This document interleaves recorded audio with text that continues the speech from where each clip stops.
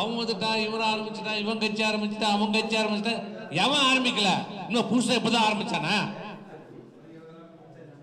சுதந்திரம் அடைஞ்ச காலத்துல இருந்து 5 வருஷத்துக்கு ஒரு தடவை 3 வருஷத்துக்கு எவனா ஒருத்தன் கட்சி ஆரம்பிப்பான். இவன் வருவான், அவன் வருவான், அவன் வருவான், வர்றவன் போவான். 6 மாசம் இருப்பான், 1 வருஷம் இருப்பான், காணாம போயிடுவான்.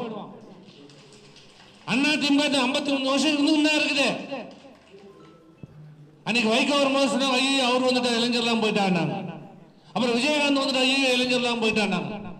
அப்புறம் போன வருஷத்துல போன மயில முளைச்சான் கமல்ஹாசன் வந்தா, எல்லாம் போயிட்டான். அவன் தான் காணாம போயிட்டான். எல்லாம் வருவான், 6 மாசம் இருப்பான், 3 மாசம் இருப்பான், 6 மாசம் ஆடுவான், கூத்தடிப்பான், எல்லாம் பண்ணுவான்.